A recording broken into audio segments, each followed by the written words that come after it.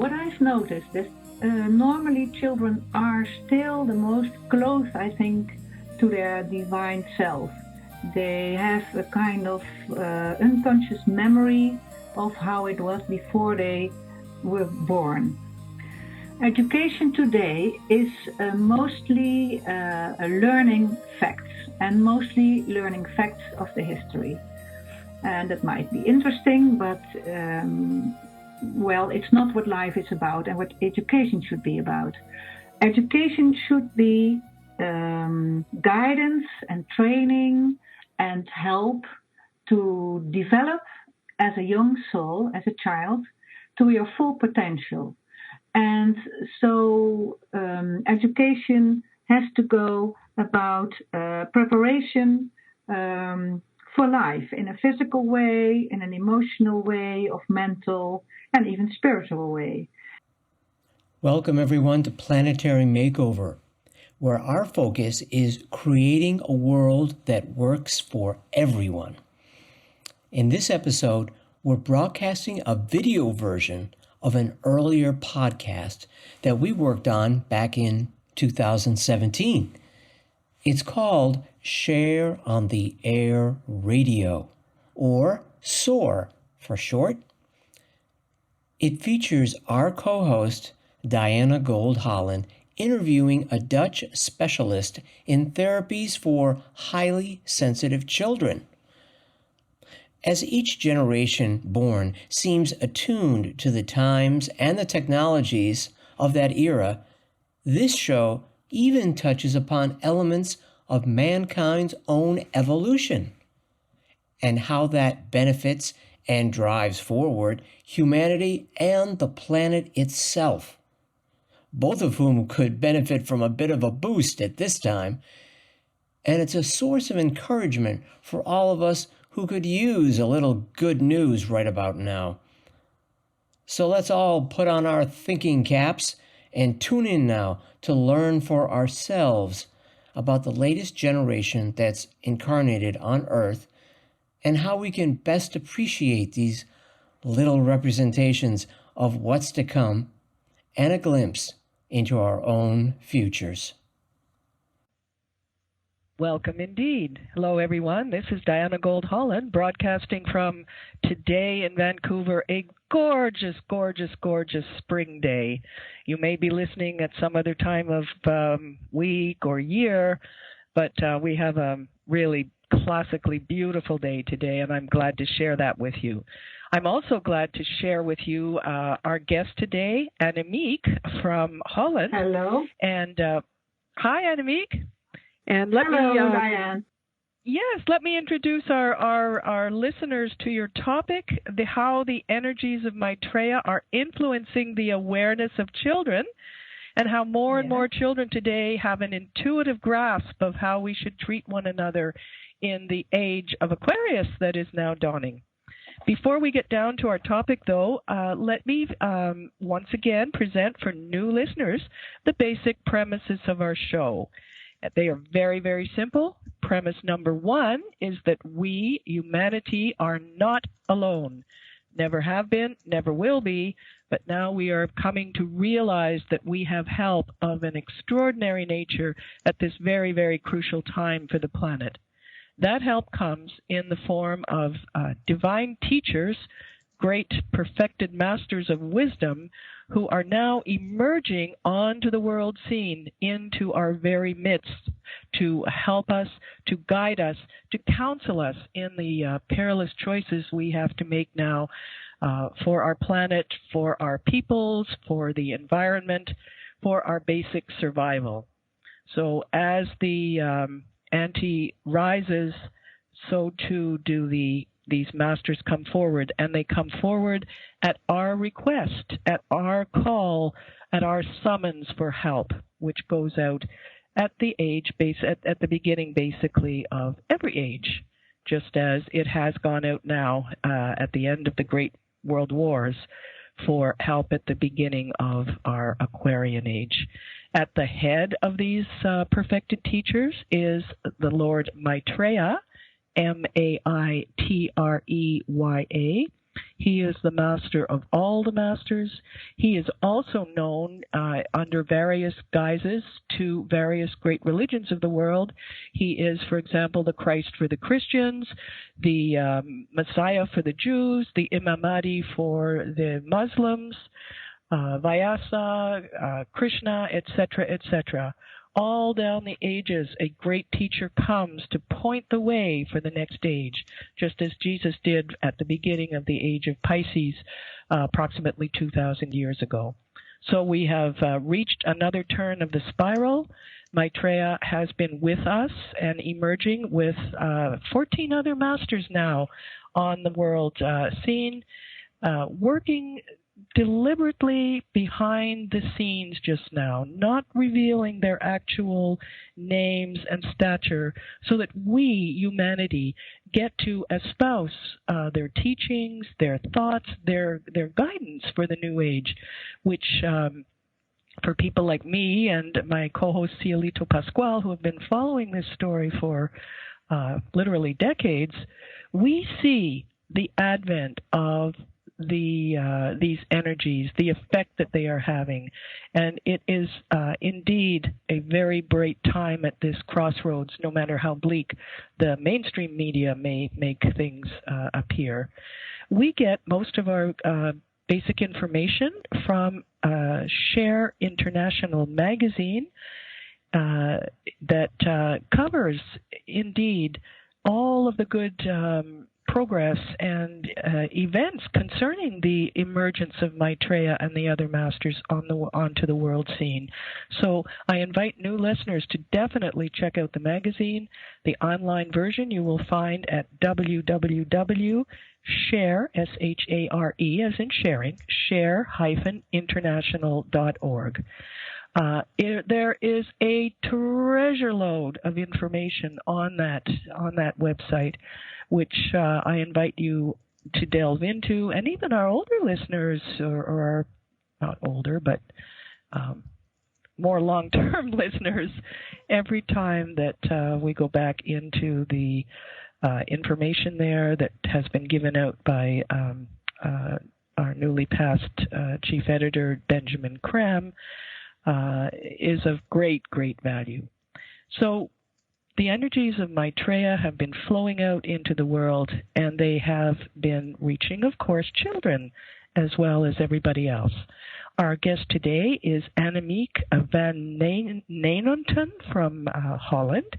She is a natural healing therapist based in the Netherlands who specializes in therapies for highly sensitive children, and adults too, of course. She is a voluntary coordinator with the UNICEF youth programs in the Eindhoven region of Holland, and she has been a student of Maitreya's teachings and an observer of the progress of the emergence since 2010. So I am very, very happy to welcome to our show today Annemiek, and welcome, Annemiek.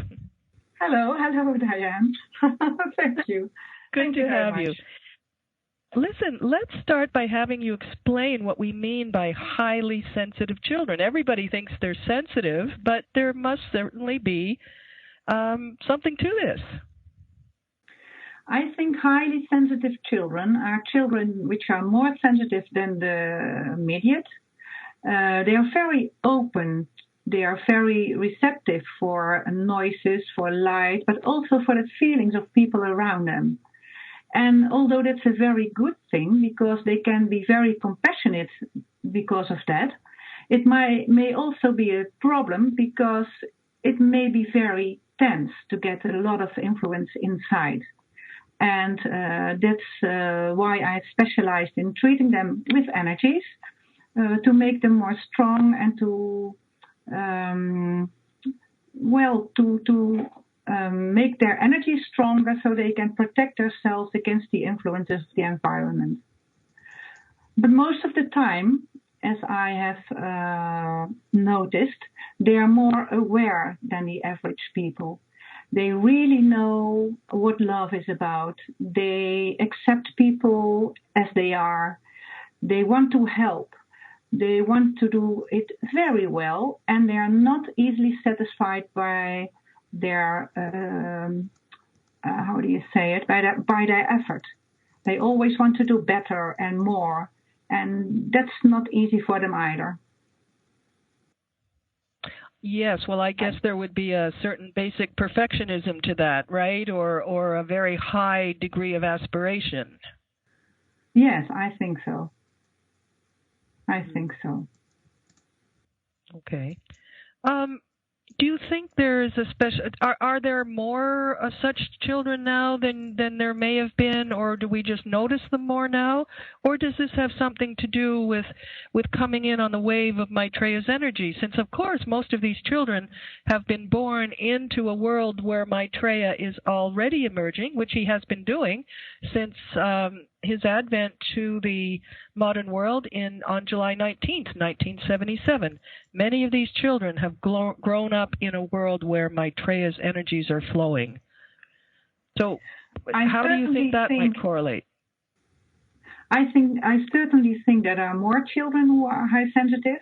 And I also think because our environment has grown so busy, so noisy, etc., that people notice there are more high sensitive children, especially at schools. Well, also, of course, with all the new... Go ahead, please. No, that's okay. Tell me. Okay. Well, of course, you know, the speed up of the means of communication as well, being continually bombarded by internet, email, etc.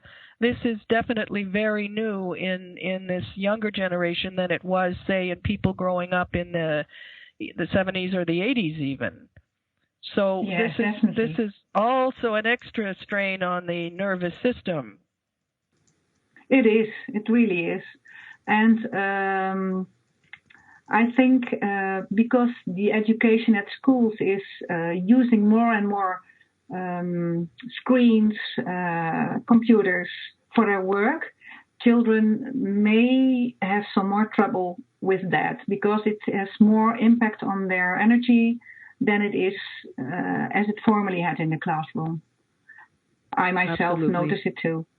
I get very tired when I'm sitting in front of a computer or television too long. Right. Well, not to mention the lack of mobility that we're finding is, you know, they're now talking about sitting being the big killer, whereas it used to be smoking, right? So, yes, Annemiek, we have very little time till we go to our first break. So can you tell us, you know, what kind of work you are doing with these children and even how it might tie in with Maitreya's teachings and priorities? Most of the time, parents come to me with their children because at school they think they're trouble. They're trouble. Because they can't sit still, because they can't concentrate, because they can't learn very well, because they talk before they're asked to talk. And me, myself, I think it has something to do with the education system too. But most of the time I help them just by passing through energy, which relaxes them and grounds them. We are here today discussing this particular aspect of the effect of the energies of Maitreya, the world teacher now in the world. Now, just to explain very, very briefly, Maitreya is known, for example, in the West as the Christ for this particular age. And we have a very different understanding of the principle of the Christ in our show and in literature related to Share-International, where you can find out more about this. We believe that the term Christ is not the name of a person, but an actual function in the evolution of world development, in the unfolding of the divine plan, so that Maitreya holds the post of Christ for this coming age, the age of Aquarius, which we'll talk more about a little later when we talk about education, but that in holding this post of Christ for this age, he literally pours out the energies of love, the energies of the Godhead into this planet. This is a particular mission that he is upholding. And when he has finished his term, he will move on to other work, and a new representative will take on that role. So it's a slightly different understanding of the term Christ, but the main thing to it is that he is the catalyst. He is the valve, as it were, for many, many forms of very, very potent cosmic energy which can stream into the planet and have a beneficent effect on all those who live here in terms of bringing out and bringing forward the plan, the ultimate and the original divine plan for this planet. So these energies that Maitreya is streaming out daily have various effects in various ways. They help to break down old and constricting things, such as, for example, in the political world, the fall of the Berlin Wall had to do with the energies of Maitreya and the loosening of those effects. He is behind many of the great demonstrations going on now in terms of wanting to bring about sharing and justice, the Arab Spring being one of the most recent strings of that starting. But so these energies are having their influence in all fields, in the advancement of science, in the call for justice and sharing of the peoples of the world. Absolutely everywhere are these energies of these Christ energies having their effect. So nowhere, no less is this effect than in how it is attaining the consciousness, the awareness of children, and having an influence there. So this is Annemiek's very particular field, and we're having her talk about how the energies of Maitreya are influencing the awareness of children. Annemiek, take it away. Yeah. Well, what I've noticed is normally children are still the most close, I think, to their divine self. They have a kind of unconscious memory of how it was before they were born. And I think when we are in between lives, we're united with everything and everyone. And we feel the unity, we feel the love, and then we come here on earth and we got a kind of problem because our society is not so loving anymore. And alas, a lot of systems are working with competition at school, competition in work, competition from the first time you're born and you're bigger or you're going to walk earlier than another one. So it's not easy. Children may be so sensitive and so open and so full of love that they don't understand why people treat one another with hatred or with sarcasm, or why they don't accept others just the way they are, because they can accept one another the way they are. And as I've noticed, children can get quite upset because of that, because they don't understand it. They think it's a natural. I think it's a natural. But yes, the world has become a world of competition and not of acceptance of everyone the way he is. And yet, you find that children are making left to their own devices. They are making their own way. From what I see, children today do tend to cooperate more. They tend to socialize better. Is that your experience? It certainly is. And I'm glad to have noticed. Last week I told you I have given a lot of lections for children at primary schools for UNICEF, and they have introduced a kind of system that when someone has talked to the class in the lessons, afterwards the children can give their comments, but they always have to do it so it's supporting. They can say, well, I thought you did this very well. Maybe you could change this a little bit. And it was the first time I heard it. And I was a bit surprised because I gave a lesson, and afterwards the teacher asked, what did you think of her? Did she do it well? And I had a bit like formerly I had when I was a child. Oh God, did I do it well? What did I do wrong? Because when I was a child, teachers were quite critic on children, and it can make you very insecure if you want to do your best. So it's nice that even in education, children are learned to watch one another, listen to one another, let them speak, and then quietly, at a respectful way, give a comment or give a compliment. So their opinion is being respected. They're being valued as not just little people that have to grow up, but as thinking, feeling people. Yeah, well, I don't think that always happens, but I think the children who have come to me in my practice, most of the time one of the parents is high sensitive too. And I think high sensitive people are more aware of what relations should be about and how they should treat one another with respect.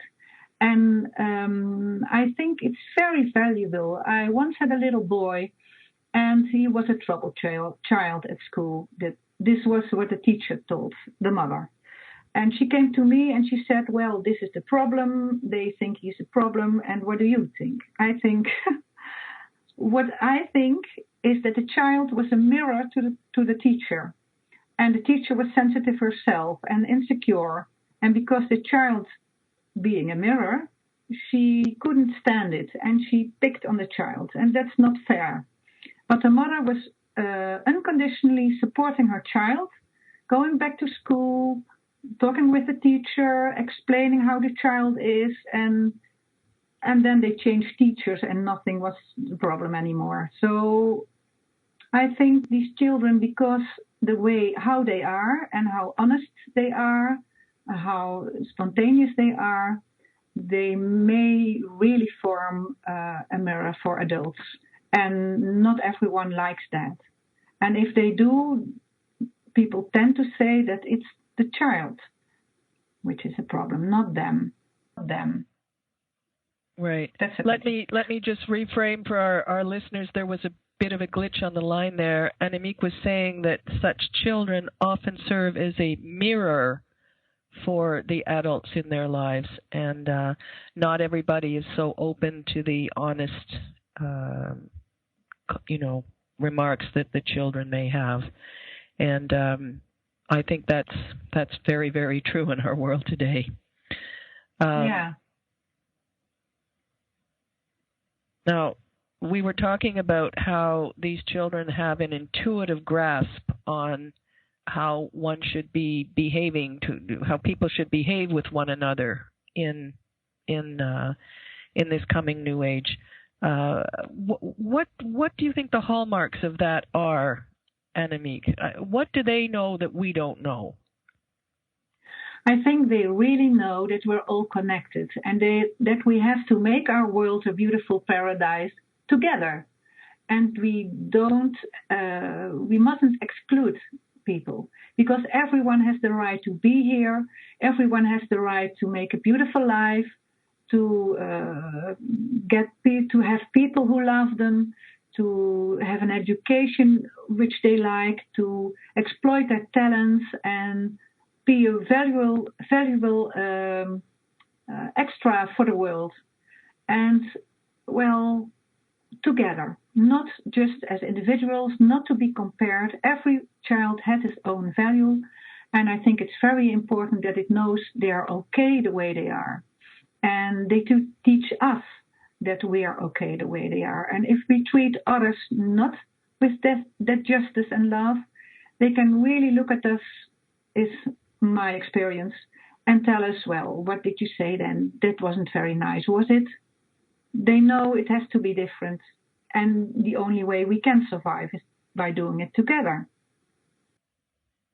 And of course, we see that many children today have a way of canalizing their aspiration. They are deeply, deeply concerned about the environment, for example, those that are, or bringing betterment in one way or the next to the civilization. I think we can all remember when we had that kind of aspiration, and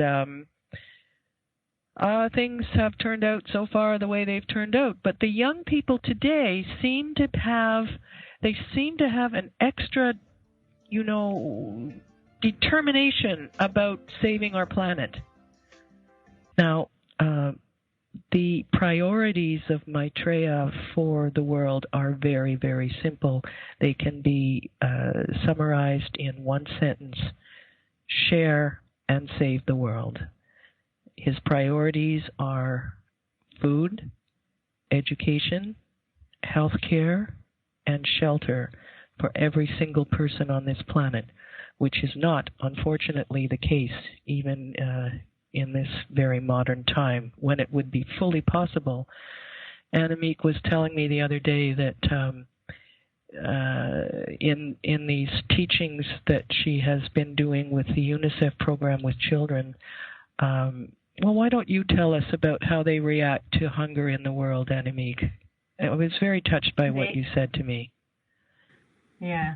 Well, I have given the lessons to the children, and I had videos with it which show how poor some children still are. There are still millions of children starving every day in, for instance, Africa, because they don't have any food.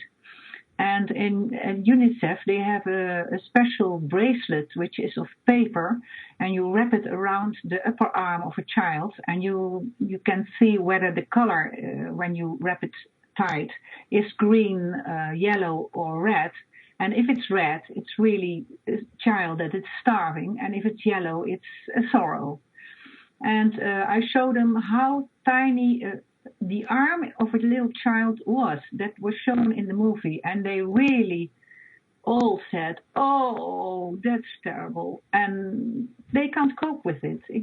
It's incredible. They can't believe that we are making a world in which children still die, while there's a lot of food around us, and where there's a lot of food stored up here to rot.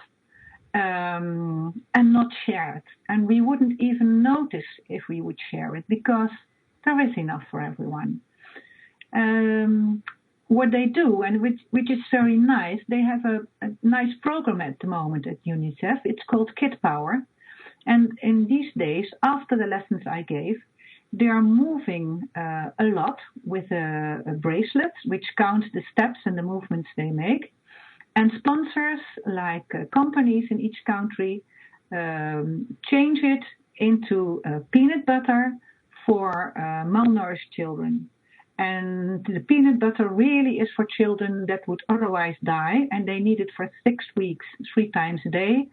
And when the children move a lot and earn 10 points, they have earned 1 package of peanut butter. So they're moving really like crazy. And not only in Holland, all over the world where the UNICEF program is working, because they've started it in the United States. And it's very nice. So now they know how healthy it is to move. They move for their own good, but they also know they're helping other children to stay alive and to get better, because they support us, UNICEF, to support the children. Right, and just to put that in context, you were telling me that something like 40% of children in Holland were considered to be not active enough, not getting enough movement, not using their bodies to move through space enough. So this actually kills 2 birds with 1 stone. Yes, it does. And is a great problem in the rest of the world too. We are too sedentary. And so that's a great melding of resources. That sounds like a very, very, very good plan. Let's get back to the fact that this is being done with school children. We want to talk about education now, and how it could and might be in the new age.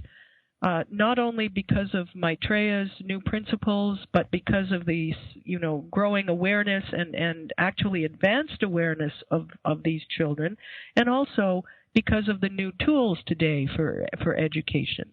So lead us through that, will you, Annemiek? What is wrong with education today, and where does it need to go? Education today is mostly learning facts, and mostly learning facts of the history. And that might be interesting, but it's not what life is about and what education should be about. Education should be guidance and training and help to develop as a young soul, as a child, to your full potential. And so education has to go about preparation for life in a physical way, in an emotional way, of mental and even spiritual way.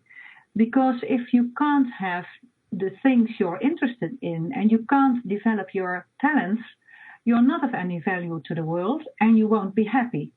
And I noticed that a lot of young people, even teenagers, maybe most teenagers, they're so disappointed in education. They don't like school. They sit there all day and they're very glad it's over. They get disillusioned because they don't know what to do. They haven't had the education to prepare them for life. And it's not prepare for a job, it's prepare for life. What's life all about? What should we do in society? How should we get along with one another? That's important. How should we treat nature? What can we do in and with nature? And, about this. Well, a very different take on what seems to be education to, be good little workers and good little consumers, which is very much the old model. And I find that the young children, the children today, they're just not going to settle for that anymore. No, they won't. I'm directing our listeners to a couple of the links about education with Benjamin Creme, and his central way of putting this, which I really like, is that children need to be recognized as the souls in development that they are. Soul, S-O-U-L, divine, potentially divine representatives. And when we begin to treat children not as little consumer robots, but as the divine embodiment that they have come to be, everything changes. And they will be much happier at school too. I think if children are not interested in school, if they're sleeping a bit, dreaming a bit, come home and very tired, something is wrong with the way of education. It isn't compelling to their interest. It isn't compelling to their talents, their soul, the life. Children are naturally interested in life. Everything they see new is interesting. If they go outside in nature, they can see a lot of things, plants, animals, etc., and it may interest them. And it's very nice that they're already experiencing new ways of education, for instance, in Finland. They have already noticed that children have to move a lot. So they say every child has to move at least an hour a day, and the best outside in nature. Children in Finland go to school at most 3, maybe 4 hours a day. That's all. And for the rest, they just are playing. And that's very important because by playing, they get in contact with the natural things as nature, one another, maybe other people, maybe businesses, wherever they go. And when they meet something they are interested in, they are encouraged to look it up, maybe on the internet, maybe in books, and to learn more about it. And if you learn more about real life, it's much more interesting than learning facts of things that have passed 100 years ago or so. Formerly, when I was a child, I already thought, well, that is 100 years ago. I'm living now. What's the problem? It didn't interest me. And yeah, really. And learning ages. In that age, this and this was happened. And in that age, this and this was happened. In that year, this was happened. Oh, really? It went one ear in, other ear out. I couldn't really imagine that this would be important to grow up. So I still don't know. Yeah, absolutely. Any years. Well, you know, which brings us to the topic of the age of Aquarius now dawning, which some of our listeners may not be that familiar with. Of course, there's the famous rock opera about the age of Aquarius, but it's a lot more serious than that. That our planet as such, our planet as a living organism, as a living being, is rotating through the galactic skies and what have you, and comes into contact with a new set of energies every 2,000 years or so in the rotation through the heavens, which is called the precession of the equinox. So we are now moving very, very rapidly into, quite literally, the age of Aquarius, which has very different energies from the previous age, the age of Pisces, that many of us were born into. And the quality is very, very different. There is a new set of energies impinging on the world from a new constellation. And even though this transition happens very slowly over the period of 400 years or so for the Earth, which is peanuts in terms of time, the effect of the age of Aquarius is growing stronger and stronger now. To the commercial that was just playing, there was a spot there about the Ageless Wisdom Teachings, which is a very, very interesting booklet that covers themes like the constitution of man, the nature of the soul, the divine plan for the earth, reincarnation, many, many very interesting topics that have been passed down by oral tradition since very ancient times, which is why these teachings are called the Ancient Wisdom Teachings.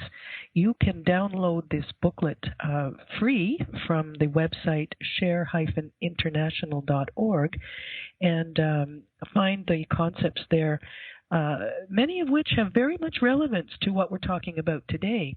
For example, according to the Ageless Wisdom Teachings and the teachings of Maitreya as the modern exponent of them, the age of Aquarius brings in a set of highly evolved souls that are specifically equipped to deal with the problems particular to that age and that varied influence of the cosmic energies.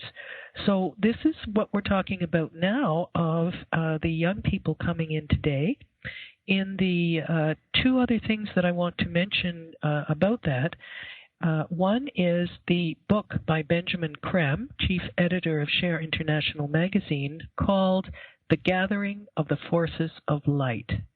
That book, in its part 2, discusses education in the modern age and how to fit people to find their soul purpose and to become basically the nascent gods that we are, that our divinity is our birthright, and we can plan, we can educate for that. In the magazine Share International, the Benjamin Creme's chief contact with this information, who is one of these emerging perfected masters on the planet, gave an article every single month since the inception of the magazine, 10 times a year, since the inception of the magazine in 1982. And these master's articles at the beginning of the magazine are a fount of knowledge, of inspiration, and of teaching. Many, many, many times the master's article has had to do with youth, and specifically with youth at the helm. Before we continue with Annemiek, I just want to give you one brief quote from an article specifically called Youth at the Helm in the April edition of 2012 by the Master. And I give you this short quote to begin. To a large extent today, the people's voice is the voice of the young. Governments and the media under their control largely ignore or vilify the voices and aspirations of the young. Yet it is the young who have the answers, who understand that humanity is one, who call for fairness, for justice and sharing, and an end to war.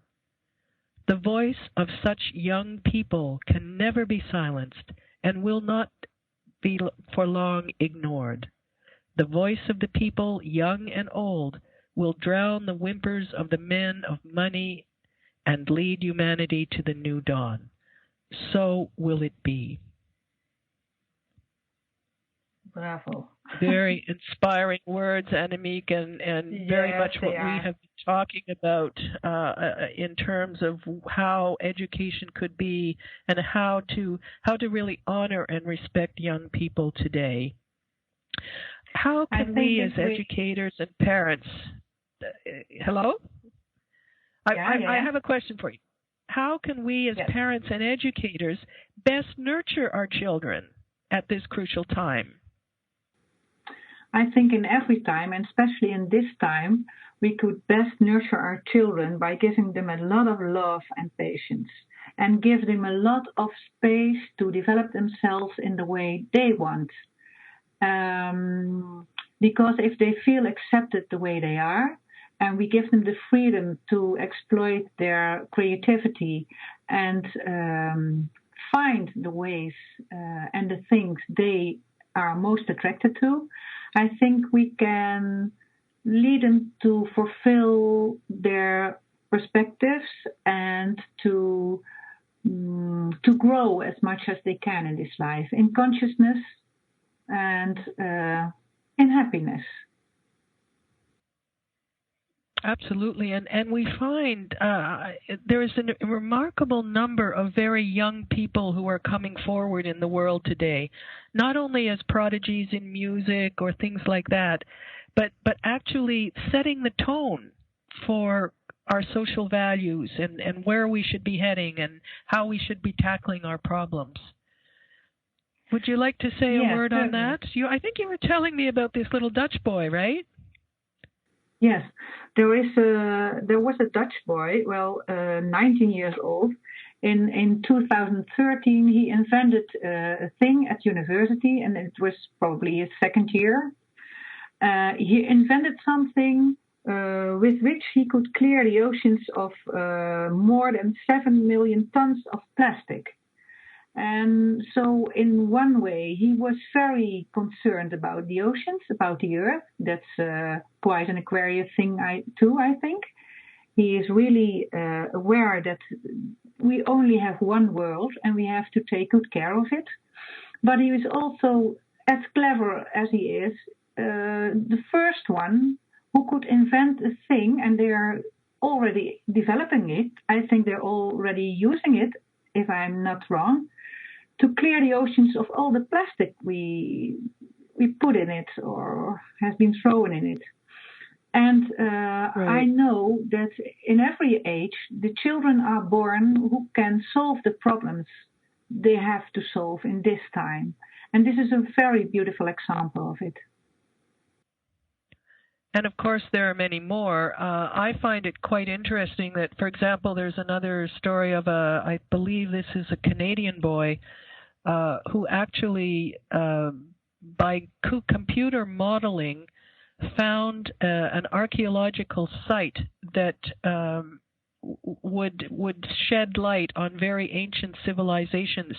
He looked at the constellations of the sky and knew that for example, Machu Picchu lined up with this and another dig lined up with that, and then predicted that there would be a massive proof of ancient civilization in another place. And sure enough, to the astonishment of the elder scientists, this turned out to be correct. We've all heard, of course, of many of the environmental advocates that are, basically just in their teens, the political advocates, the women's rights children working, and just so much going on now to bring forward the new direction. And these children are fearless. They know what is right, and they are making that known. I think that's pretty much your experience as well, isn't it not? It is. It certainly is. And maybe a beautiful example is my daughter, if I may mention it. She's 24 I was going to say, tell us old, about your daughter's program. Yeah. I think she's a beautiful example of a new age girl. And she's always been very compassionate. But she's now living in London for 3.5 years. And she's made a program there. It's called The Uncomfortable Truth. And she's organizing a podium, providing a podium for people who are living in London and are feeling as a minority. And that may be because they're different as most people in sexual opzicht. What's the word? They may be sexually different, maybe they may have psychological problems, and they find that people don't understand them. So she organizes a podium. They can talk about it. A lot of people are attracted to it, but because apparently it appeals to what people need. They want to hear about people who are different. They want to understand them. They want to help them. And that's a beautiful thing. And I think it's very special. She's using modern technologies to let people have their voice. Yes, true. But she's also giving a real podium. So she organizes a space in London, and people can come there and they can listen and talk with one another. And in fact, she's making it a kind of helping program for those people to make them feel more comfortable in London and to get along with people who are different. And I think that's a beautiful thing. She's bringing people together, as everyone should do, and not criticizing them, not judging them, just loving them the way they are. Very good, very good. Just before we go to close, we won't get time to go in too much to some of the content of Mr. Krem's book that I mentioned, The Gathering of the Forces of Light, but just as a teaser for you, for listeners to go and look up this material, there's very much on the importance of creativity in education, for example, and how competition is alienating youth, how they need self-esteem and a sense of accomplishment so that they don't turn to drugs and depression, and how very much people live by example to teach our children who are mirroring and teaching us. Annemiek, thank you very much. This has been a very inspiring program, and for thank you our very young much, people. Diane. And here is a trailer of an award-winning documentary about miracles that are still healing people all over the world. Crosses of Light. And although this clip documents healing in a Christian community, the crosses and healings from them have been happening across the globe to communities of Buddhists, Muslims, and to atheists as well. In Frances Oman's Miracle Healings, Crosses of Light. When we found B. Medina, she told us that even her doctor said it was a miracle. She was the first person to be healed in the presence of the first cross. At work, they have this mobile, and they do cancer screens, and they found that I had a lump. So I went to the surgeon. He says he wanted to have a ultrasound on my breast. So we went and had an ultrasound, and when the report went to the doctor, there was nothing there. So all this time, this happened before the cross, and after the cross, my lump disappeared. So I give thanks to God. When we gather in prayer, we truly believe in His words. He says, when 2 or 3 gather in my name, I am there. And we feel His presence, and all the miracles come from Him. Not from any human, but from Him, from Jesus Himself, because He created us. The Bible says that He weaved our bodies in the womb of our mothers. So if He created us and created our organs, He can surely create them again. And that's exactly what is happening. When we pray and people get healed, it's because we ask Jesus to create a new organ again. That happened to me. He gave me a new womb, a perfect one. And this is the proof. We have this beautiful baby. And it's the same thing with other people that have come with problems, physical problems. People come to pray. Most of the people that have come to see the cross, they come with a need, usually a physical healing that they ask God for. Sometimes they also have moral wounds, I would say. And the people that are here praying right now, they are praying for a healing for this little girl. Oh, Lord Jesus, help. God had made many miracles happen through prayer and through this cross. I truly believe that it is through this cross too, because when we pray, the light of the cross gets brighter. And again, I remember the scripture that says, our light is from your light. And miracles do happen.